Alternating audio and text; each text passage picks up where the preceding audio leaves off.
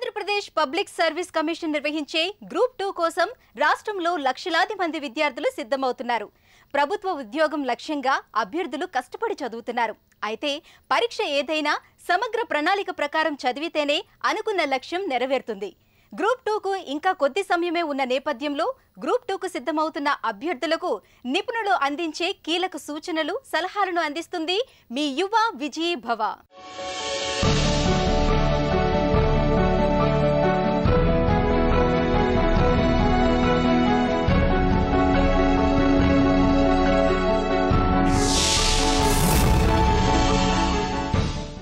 నమస్కారం. Andhra Pradesh public service commission group 2 ఉద్యోగాలకి notification విడుదల చేసింది. చాలామంది యువత నోటిఫికేషన్ ద్వారా వచ్చే ఉద్యోగాలు పొందేందుకు సమాయత్తమవుతున్నారు. 982 పోస్టులతో భారీ నోటిఫికేషన్ రావడంతో ఆంధ్రప్రదేశ్ జిల్లాలన్నింటిలోనూ ఉద్యోగాల కోసం యువత సిద్ధపడుతుంది. అటువంటి సందర్భంలో ఈ గ్రూప్ 2 ఉద్యోగం పొందేందుకు ఎటువంటి మెళకువలను అనుసరించాలి, ఎటువంటి వ్యూహాలను అనుసరించినట్లయితే సమయాన్ని సద్వినియోగం చేసుకుని మెరుగైన ఫలితాలు సాధించే అవకాశం ఉంది అనే అంచనాలతోటి ఈ కార్యక్రమం ప్రారంభమవుతుంది. ముఖ్యంగా ఈ గ్రూప్ 2 పరీక్షలో 2 అంచెల విధానాన్ని ఏపీపీఎస్సీ అనుసరిస్తుంది. మొదటి అంచెగా స్క్రీనింగ్ పరీక్ష, రెండో అంచెగా మెయిన్స్ పరీక్షని నిర్వహిస్తున్నారు. స్క్రీనింగ్ పరీక్షలో 150 మార్కులు, 150 ప్రశ్నలు ఇవ్వబడతాయి. దీనిలో 3 విభాగాలు ఉన్నాయి. ఇందులో మొదటి విభాగం వర్తమాన అంశాలకు సంబంధించింది, రెండవ విభాగం రాజ్యాంగ అంశాలకు సంబంధించింది, మూడవ విభాగం ఆర్థిక అంశాలకు సంబంధించింది. ఈ 3 విభాగాల నుంచి సమానంగా దాదాపుగా 50 మార్కుల వరకు ఒక్కొక్క విభాగంలో అడిగే అవకాశం ఉంది. అందువల్ల 150 మార్కులు, 150 ప్రశ్నలు వచ్చే అవకాశం ఉంది. ముఖ్యంగా చాలామంది గ్రామీణ అభ్యర్థులు ఇటువంటి ప్రిపరేషన్లో ఎటువంటి మెళకువలు అనుసరించాలి అనే విషయంలో సందేహాలను వ్యక్తం చేస్తున్నారు. ముఖ్యంగా ఈ గ్రూప్ 2 స్క్రీనింగ్ పరీక్ష పాస్ అయితేనే గ్రూప్ 2 మెయిన్స్ ఎగ్జామ్ రాసి తర్వాత ఉద్యోగం పొందే అవకాశం ఉంది. కాబట్టి ఒక విధంగా ఇది స్క్రీనింగ్ పరీక్ష అయినా 1:50 నిష్పత్తిలో మెయిన్స్కి అభ్యర్థులు ఎంపికయ్యే అవకాశం ఉన్నా చాలా వరకు ఈ పరీక్షలోనే వడపోతలో చాలామంది విద్యార్థులు చేసే పొరపాట్ల వల్ల వాళ్ళు మెయిన్స్కి ఎంపిక కాకపోయే ప్రమాదం కూడా ఎక్కువగానే ఉంది. అందువల్ల ఇటువంటి పరీక్షను ఎదుర్కొనే క్రమంలో ఒక క్రమ పద్ధతిలో అభ్యర్థులు ప్రిపేర్ అయితే తప్ప అవకాశం తక్కువగా ఉంటుంది. అదేవిధంగా ఫిబ్రవరి 26న స్క్రీనింగ్ పరీక్ష నిర్వహించడం కేవలం ఒక 40 రోజుల సమయమే అభ్యర్థుల చేతిలో ఉన్నది.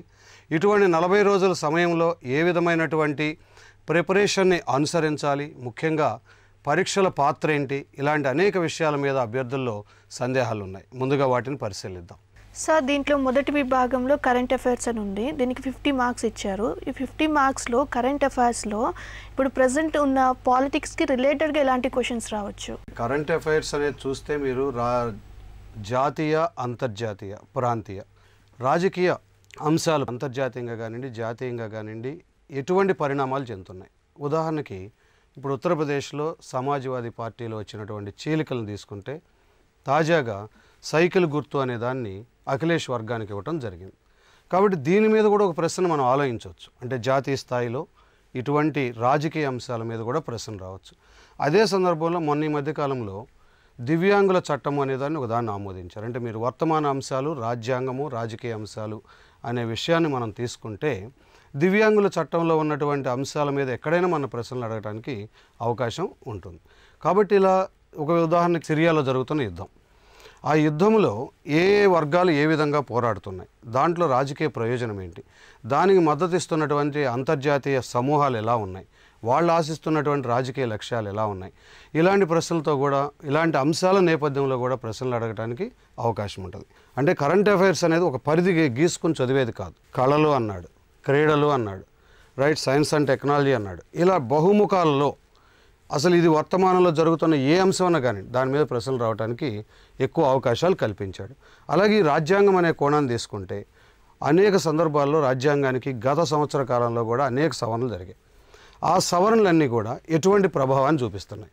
ఉదాహరణకి ఇప్పుడు జిఎస్టీ అనేది జూలై 1వ తారీఖు నుంచి అమల్లోకి రానున్నట్టుగా తెలిసింది. కానీ చట్టం ఆమోదించినప్పుడు ఏప్రిల్ 1 నుంచి వస్తుంది అని చెప్పారు. కాబట్టి మనం తాజా ధోరణి మొన్న జరుగుతున్న పరీక్షలన్నింటినీ గమనిస్తే తాజాగా జరుగుతున్న విషయాల్లో ఇదివరకటి మాదిరిగా ఫ్యాక్ట్ ఓరియంటెడ్గా అడగకుండా, అంటే ఏదో ఒక గణాంకాన్ని అడగకుండా లేదా ఒక వ్యక్తి పేరు అడగకుండా దాని వెనుకాల ఉన్నటువంటి అంశం ఏంటి అని అడగటం అనేది ఒక ఆనవాయితీగా మారింది. ముఖ్యంగా మొన్న ఏపీపీఎస్సీ నిర్వహించిన 3 పరీక్షల్లో కూడా ఇలాంటి అప్లికేషన్ ఓరియంటెడ్ అంటాం, అంటే ఒక సమాచారాన్ని గుర్తుపెట్టుకుని బట్టి చదివే విధానం కాకుండా దాని వెనకాల ఉన్న అంశం ఏంటి అనే కోణంలో ప్రశ్న అడగటం జరిగింది. ఇప్పుడు బంగ్లాదేశ్కి భారత్కి మధ్య భూభాగాల మార్పిడి ఒప్పందం అనేది ఒకటి జరిగింది. దానికోసం ఏకంగా రాజ్యాంగాన్నే సవరించారు. అక్కడ చట్టబద్ధమా రాజ్యాంగబద్ధమా అనేది ఒకటి చూడాలి. ఇప్పుడు అసలు బంగ్లాదేశ్కి భూభాగాలు ఇవ్వటంలో ఎందుకు ఒక రాజ్యాంగ సవరణ చేయాల్సి వచ్చింది? దానికి రీజన్ ఏంటంటే మన రాజ్యాంగంలో పార్ట్ 1లో ఆర్టికల్ 1 నుంచి 4 వరకు పరిశీలిస్తే 2వ ఆర్టికల్లో విలీనం ద్వారా భూభాగాలను కలుపుకోవటం ఉంది. 3వ ఆర్టికల్లో ఈ రాష్ట్రాల పునర్వ్యవస్థీకరణ ఉంది. ఇటువంటి నేపథ్యంలో క్షుణ్ణంగా మనం పరిశీలిస్తే భారతదేశం నుంచి ఒక భూభాగాన్ని ఇతర దేశానికి ఇవ్వడానికి ఎక్కడ అవకాశం లేదు ఉన్నటువంటి ఆర్టికల్స్ ప్రకారం. దాంతో ఏం చేశారంటే మొన్న బంగ్లాదేశ్ ఒప్పందం జరిగిన తర్వాత రాజ్యాంగాన్ని సవరించేటప్పుడు భారతదేశ భూభాగాలను బంగ్లాదేశ్కి ఇచ్చేందుకు పార్లమెంట్ సాక్షిగా అనుమతి ఇవ్వటం జరిగింది. అలా ఇందాక చెప్పుకున్నది ఒక సాధారణ ప్రశ్నగా చూస్తే ఎలా ఉంటుంది, దానిలో రాజ్యాంగాన్ని కలుపుకుని చూస్తే ఎలా ఉంటుంది, దాని వెనకాల ఉన్నటువంటి కారణ సంబంధం ఏంటి అనే ఇలాంటి అంశాలతో మనం చూసినప్పుడే కరెంట్ అఫైర్స్ అనే దాన్ని ఇప్పుడున్న స్థాయిలో పరిపక్వంగా అర్థం చేసుకోవడానికి అవకాశం ఉంటుంది. మారుతున్న చట్టాలు, మారుతున్న రాజ్యాంగ అంశాలు, లేదా ఇటీవల ప్రభుత్వం చేస్తున్న ఉత్తర్వులు, ఇలా కాన్సెప్చువల్గా చదవటం అర్థం చేసుకోండి. ఆంధ్రప్రదేశ్ పబ్లిక్ సర్వీస్ కమిషన్ నిర్వహించే గ్రూప్ 2 పరీక్షలో మొదటి దశ పరీక్ష స్క్రీనింగ్ టెస్ట్. స్క్రీనింగ్ టెస్ట్ ద్వారా 1:50 నిష్పత్తిలో మెయిన్స్ పరీక్షకు ఎంపిక చేస్తారు. కనుక అభ్యర్థులు స్క్రీనింగ్ పరీక్షకు ఎలాంటి వ్యూహాన్ని అనుసరించాలి, ఏ అంశాలపై పట్టు సాధించాలి, మొత్తంగా స్క్రీనింగ్ పరీక్షపై ఎలాంటి సమగ్ర అవగాహనతో సిద్ధమైతే విజయం సాధిస్తారో నిపుణుల మాటల్లో తెలుసుకుందాం.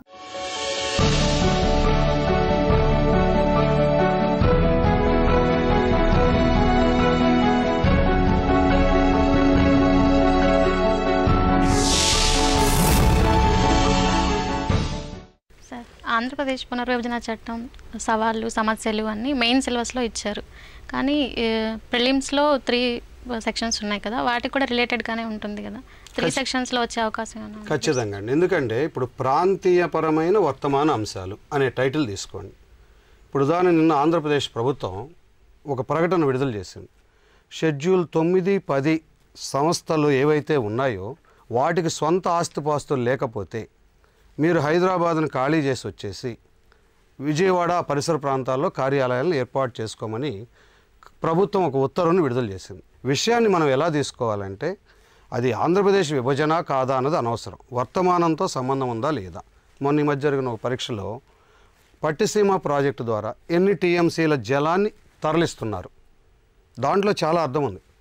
అనుకున్నది ఎంత, నిజంగా తరలించింది ఎంత అన్నది ఒక యాంగిల్ కావాలి. అది తెలియాలి అంటే అభ్యర్థికి ఎప్పటికప్పుడు టైం టు టైం జరుగుతుంది. అందువల్ల మీరు ఏపీ విభజన సమస్యలు అనేది కేవలం మెయిన్స్ అనుకోకుండా వర్తమానంతో సంబంధం ఉందనుకుని కూడా మీరు చదవటం ద్వారా ఎక్కువ ప్రయోజనాన్ని పొందుతారు. ఏపీపీఎస్సీ స్క్రీనింగ్ టెస్ట్లో sir 3rd part economy sir. ఎకానమీలో మిడిల్ వేర్ ఎకానమీ అన్నారు, before independent economy, British economy అన్నారు. ఇది మనం హిస్టరీలో చదువుతూ ఉంటాం, అంటే ఢిల్లీ సుల్తాన్ కానీ మొఘల్స్లో కానీ రాజుల చరిత్రలో సామాజిక పరంగా ఆర్థిక పరంగా చదువుతూ ఉంటాం. సో ఇక్కడ ఆర్థిక పరంగా పెట్టాడు కనుక మనం ఏ విధంగా చదవాలి, ఏ యాంగిల్లో చదవాలి, క్వశ్చన్స్ ఏ విధంగా వచ్చే అవకాశం ఉంది? ఖచ్చితంగా. అసలు ముందు ఆర్థిక వ్యవస్థ అంటే ఏంటి, ఒక బేస్ క్వశ్చన్ మనం సంధించాలి. ఉత్పత్తి, పంపిణీ, వినిమయం అనే 3 అంశాల సమన్వయమే ఆర్థిక వ్యవస్థ. ఇప్పుడు మనకి బ్రిటిష్ కాలపు పూర్వం కానీ లేదా మధ్యయుగపు కాలపు నాటి ఆర్థిక వ్యవస్థను చదవమంటే అర్థం ఏంటి? ఈ 3 అంశాలు తీసుకోవాలి. ఉత్పత్తి, ఆ రోజులు అసలు ఆర్థికపరమైన ఉత్పత్తులు ఏమేమి ఉన్నాయి, అది ప్రాథమిక రంగమా, ద్వితీయ రంగమా, తృతీయ రంగమా అనేది తర్వాత విషయం. ముందు అసలు ఆ రోజుల్లో వ్యవసాయం ఎలా ఉంది, ఏ ఉత్పత్తులు వచ్చాయి, అలాగే మధ్యకాలంలో, ఆ తర్వాత ఇంకో కాలంలో, అలాగే పారిశ్రామిక రంగం ఉందా, సేవా రంగం ఉందా, ఉంటే ఎలాంటి ఉత్పత్తులు, ఏ విధమైన పంపిణీ విధానాన్ని అనుసరించాయి అనే విషయాలు మనం పరిశీలించాలి. అది చూసేటప్పుడు ఇక్కడ మెయిన్ విషయం ఆ రోజుల్లో విత్త వ్యవస్థ ఎలా ఉంది, ఆ రోజుల్లో ద్రవ్య వ్యవస్థ ఎలా ఉంది, ఆ రోజుల్లో బ్యాంకింగ్ రంగం ఎట్లా ఉంది, ఆ రోజుల్లో పరస్పర వస్తు మార్పిడి ఎలా ఉంది, వస్తు మార్పిడి సందర్భంలో ఏదైనా ఇతరత్ర సాధనాలను ఉపయోగించారా. అలా మీరు మధ్యయుగ కాలం నుంచి ఒక్కొక్క రాజవంశాన్ని తీసుకోండి.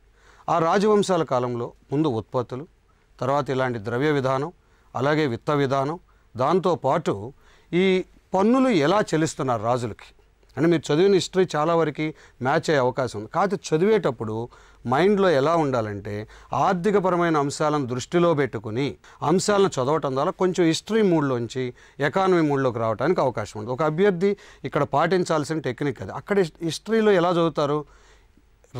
రాజకీయ ప్రక్రియలు ఎక్కువ ప్రాధాన్యత ఉంటుంది, ఆర్థిక ప్రక్రియలు తక్కువ ప్రాధాన్యత ఉంటుంది.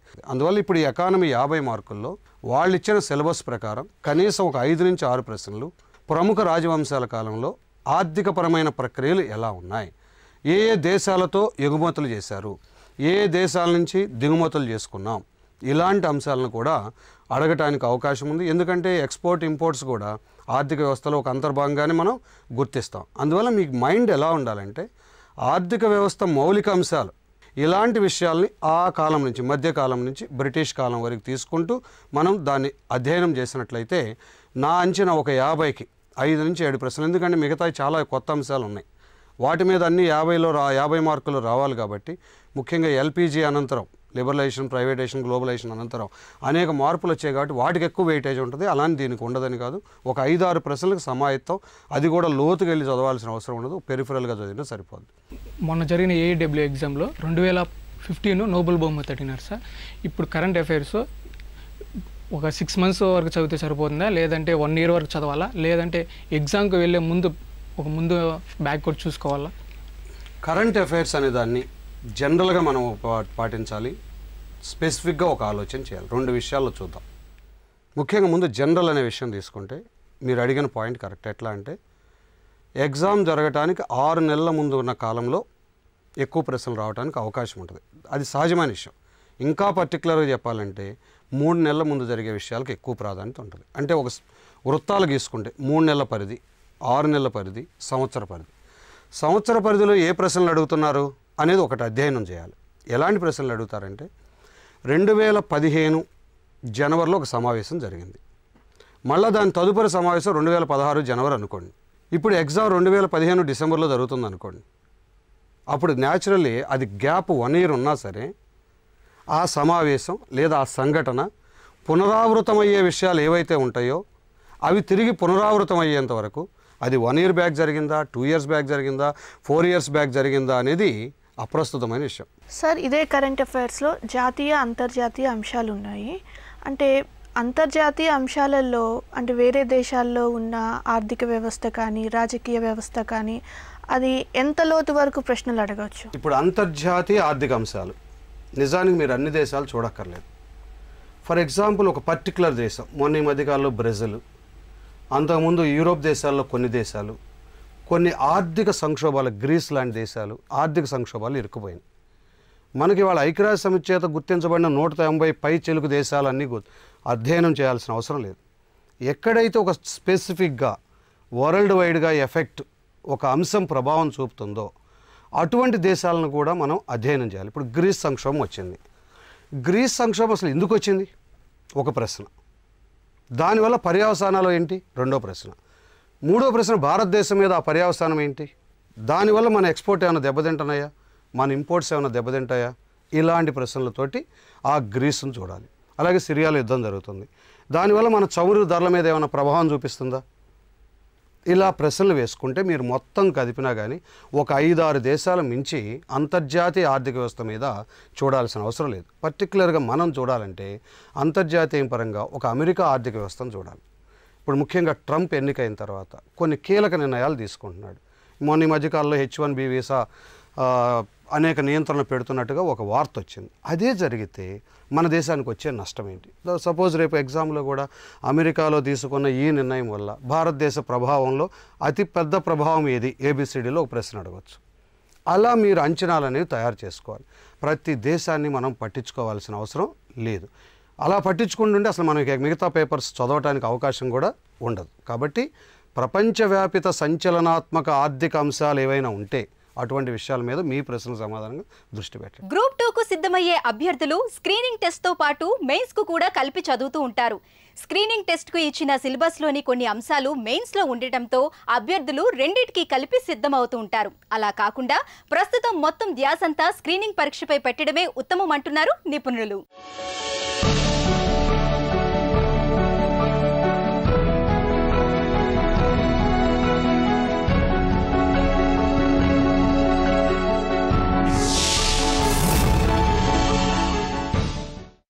150 మార్క్స్కి ప్రిలిమ్స్ ఎగ్జాము 3 టాపిక్స్ ఉన్నాయి, 3 సెక్షన్స్ ఉన్నాయి కదా, ఈక్వల్గా ఇస్తారా? మార్క్స్ వేరియేషన్ ఉంటుందా సార్? ఇప్పటివరకు పాటిస్తున్న పద్ధతిని పరిశీలిస్తే 3 సెక్షన్లకి 350 మార్కులు ఇవ్వడానికి ఆనవాయితుంది. అయితే ఇక్కడ చాలామంది అభ్యర్థుల్లో కన్ఫ్యూజన్ ఏముందంటే, ఒక బిట్ కరెంట్ అఫైర్ కింద సెక్షన్ 1లో వచ్చిద్దా, సెక్షన్ 2లోకి వస్తుందా, సెక్షన్ 3లోకి వస్తుందా అనేది అనవసరమైనటువంటి ఆలోచన. వాడి సెక్షన్ 2లో అడగని నష్టం ఏముంది మనకి, లేదా ఎకానమీలో అడగని నష్టం ఏముంది? మన సబ్జెక్ట్గానే చదవండి. ఖచ్చితంగా 50 మార్కులు అయితే పాలిటీ మీద ఉంటాయి, ఖచ్చితంగా ఎకానమీ మీద ఒక 50 మార్కులు ఉంటాయి. అయితే అది కరెంట్ అఫైరా, స్టాకా, లేదా జనరల్ నాలెడ్జా, ఇది అనవసరమైన అప్రస్తుతమైన విషయం. కాబట్టి మీరు ప్రిపేర్ అయ్యేటప్పుడు కరెంట్ అఫైర్స్ 50 మార్కులు అనుకునే ప్రిపేర్ అవ్వండి. అది 70 కూడా కావచ్చు, 30 కూడా కావచ్చు. ఫిక్స్డ్గా ఇలా ఉండాలని నియమం ఏమీ లేదు. రైట్? అలా మిగతా విభాగాల్లోకి చొచ్చుకొచ్చే అవకాశం చాలా ఎక్కువగా ఉంటుంది. సార్ స్క్రీనింగ్ టెస్ట్లో sir science and technology, general science అన్నారు కదా, అందులో దేనికి ఎక్కువ ప్రియారిటీ ఇవ్వాలి? నిజంగా సైన్స్ అండ్ టెక్నాలజీ అంటే మనం బేసిక్ లెవెల్ ఎక్కడి నుండి ప్రిపేర్ అవ్వాలి? కరెంట్ ఈవెంట్స్ ఏవి చూడాలి? మీరు అడిగిన విభాగం వర్తమాన అంశాల కిందకు చెందుతుంది. వర్తమాన అంశాల్లో జనరల్ సైన్స్ ఏంటి, వర్తమాన అంశాల్లో సైన్స్ అండ్ టెక్నాలజీ ఏంటి? చాలా మంచి క్వశ్చన్ ఇది. చాలామందికి బోధించే వాళ్ళకు కూడా ఈ విషయం పట్ల అవగాహన లేదు. ముందు అసలు జనరల్ సైన్స్ అంటే ఏంటి? వాళ్ళు అక్కడ రాస్తారు, సాధారణ మానవుడి నిజ జీవితంలో కనిపించే శాస్త్ర సంబంధిత విషయాలు అని ఉంటుంది. ఓకే, అది చదివే విధానం ఏంటి? భౌతిక శాస్త్ర అంశాలు, జీవశాస్త్ర అంశాలు. ప్రాథమిక పాఠశాలలో, హై స్కూల్లో ఏ విషయాలు అయితే ఉన్నాయో అవి చదివితే దాదాపుగా అవి నిజ జీవిత సంబంధిత అంశాలు వస్తాయి. అయితే దీన్ని తీసుకొచ్చి ఎక్కడ పెట్టాడు? కరెంట్ అఫైర్లో పెట్టాడు. నవ్వు ఎలా చదవాలి? ఇంతకుముందు చదివిన జనరల్ సైన్స్ వేరు, ఇప్పుడు చెప్పే విధానం వేరు. మీకు పాయింట్ క్యాచ్ చేశారనుకుంటున్నారు. అటువంటి పరిస్థితుల్లో జనరల్ సైన్స్లోనే తాజాగా వచ్చినటువంటి అంశాలు చదివితే, అంటే మనం రోజు రెగ్యులర్గా చూస్తున్న అంశాలే, వాటికి సంబంధించినవి ఎక్కువగా చదవాలి తప్ప స్టాక్ జనరల్ సైన్స్ మీద ప్రశ్నలు ఉండే అవకాశం తక్కువ. స్టాక్ జనరల్ అంశాలకు సంబంధించి కొత్తగా ఈ సంవత్సర కాలంలో ఏమైనా కొత్త విషయాలు వెలుగు చూసాయా అనేది చదవటం జనరల్ సైన్స్ సంబంధించింది. ఇక రెండో విభాగం మీరు అడిగిన ప్రశ్నలు సైన్స్ అండ్ టెక్నాలజీ. అసలు సైన్స్ అండ్ టెక్నాలజీ అనే విషయానికి వస్తే ప్రధానంగా 2 భాగాలుగా దీన్ని ఎడగొట్టాలి. ఒకటి stock oriented science and technology, current oriented science and technology. ఇప్పుడు సగటు విద్యార్థులంతా ఏం చేస్తున్నారంటే, ఉదాహరణకు అంతరిక్ష పరిశోధన అనేది తీసుకోండి. ఎప్పుడో 1950లలో జరిగిన ప్రయోగాల నుంచి మొదటి గ్రహం, రెండో గ్రహం, మూడో గ్రహం, 4వ గ్రహం, దాని బరువు ఎంత, దాని రెక్క ఎంత, అది ఎప్పుడు ప్రయోగించబడింది, పిచ్చి చదువులు చదువుతున్నారు. ఇవి చదవకండి అట్లా. అది కాదు అసలు అక్కడ ఎసెన్స్.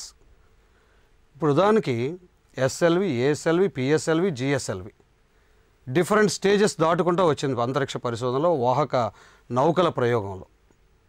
దాంట్లో కూడా ఇప్పుడు ఏఎస్ఎల్వి, ఎస్ఎల్వి ప్రయోగ వాహకాలు అసలు లేవు. ఇప్పుడుందల్లా పిఎస్ఎల్వి, జిఎస్ఎల్వి. ఈ పిఎస్ఎల్విలో కూడా ఇప్పుడు C34, 35 దాకా వచ్చేసారు నెంబరింగ్లో. అలా చూసుకుంటున్నప్పుడు ఇప్పుడు నేను నిన్న ఒక ఆర్టికల్ చదివాను, త్వరలో భారతదేశం 103 ఉపగ్రహాలని ప్రయోగించబోతుంది.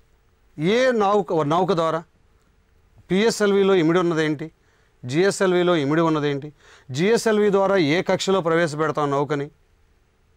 ఇలాంటి విషయాలతో ఇప్పుడు చదవాల్సి వస్తే, అంటే ఈ ఒక్క పరంపరలోనే ఎస్ఎల్విని, ఏఎస్ఎల్విని వదిలేయాలి. పిఎస్ఎల్వి, జిఎస్ఎల్విని కరెంట్ అఫైర్ కింద తీసుకోవాలి. పిఎస్ఎల్విలో కూడా C1, C2, C3 చదవాల్సిన అవసరం లేదు. తాజాగా C34 నుంచి ఏదైతే ఉన్నాయో 6 నెలల్లో ఏవైతే డెవలప్మెంట్స్ వచ్చాయో దాన్ని తీసుకోవాలి. భవిష్యత్తు మన రోదసీ పరిశోధనల యొక్క ప్రణాళికను చదవాలి. అప్పుడు మీకు ఇలాంటి సమస్యలు ఏమన్నా కానీ వాళ్ళ ఎగ్జామినర్కి మనం ట్యూన్ అవుతాం. నిజానికి జనరల్ సైన్స్ అనే హెడ్ కింద అడిగే బిట్లు తక్కువ ఉంటాయని నా ఒపీనియన్. ఎందుకు ఉంటాయంటే దాంట్లో కరెంట్ అఫైర్గా ఉంటాయి, 1-2 ఉన్నా కానీ మామూలుగా మనకి ఉదాహరణ మానవ శరీరంలో ఉన్నటువంటి పెద్ద అవయవం ఏది, పెద్ద బోన్ ఏది, ఇట్లాంటి ప్రశ్నలు రావడానికి అవకాశం తక్కువ ఉంటుంది. ఇది కరెంట్ అఫైర్స్ అనే హెడ్ కింద ఇచ్చినటువంటి టాపిక్ కాబట్టి general science, science and technology. Science and టెక్నాలజీలో మళ్ళీ బేస్ నాలెడ్జ్ వద్దు, లేటెస్ట్ ఉన్నటువంటి నాలెడ్జ్, అది ఒక డిఫెన్స్ కావచ్చు లేదా ఇంకా ఇతరత్ర ఏ టెక్నాలజీ రిలేటెడ్ అయినా సరే తాజా అంశాలతోటి మేళవించుకుంటే వాడు ఆ విభాగం, ఎందుకంటే మన కరెంట్ అఫైర్స్లో 50 మార్కులకు గాను దాదాపు 11 విభాగాలు పేర్కొన్నాడు. అందువల్ల ఒక్కొక్క విభాగానికి 4 వస్తాయి. వాడు వెళ్ళిపోయి ఎప్పుడో 1950 నాటి ఇన్సిడెంట్స్ అడగడు.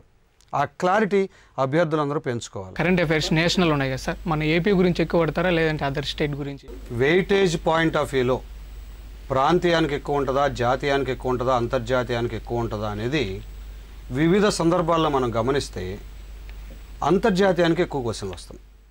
తర్వాత ప్లేస్లో జాతీయం, తర్వాత ప్లేస్లో ప్రాంతీయం. ఉదాహరణకు 10 అఫైర్స్ అడగదలిస్తే ఒక 4 అంతర్జాతీయం మీద, ఒక 3 జాతీయం మీద, మిగతా 1-2 ప్రాంతీయం మీద అడిగిన ధోరణి ఇప్పటివరకు కొనసాగుతుంది. అయితే మైండ్లో అదే ఫిక్స్ అవ్వబాకండి. ముఖ్యంగా ఇప్పుడు ఆంధ్రప్రదేశ్లో అనేక అభివృద్ధి కార్యక్రమాలు జరుగుతున్నాయి. అనేక అంతర్జాతీయ సంస్థలు వివిధ పరిశ్రమలు పెడుతున్నాయి. జాతీయంగా కేంద్ర ప్రభుత్వం అనేక పెట్టుబడులు పెడుతుంది. ఒక అంతర్జాతీయ కార్గో సంస్థ ఆంధ్రప్రదేశ్లో పెద్ద ఎత్తున పెట్టుబడులు పెట్టనుందని దాన్ని మనం అబ్జర్వ్ చేయాలి. FedEx company.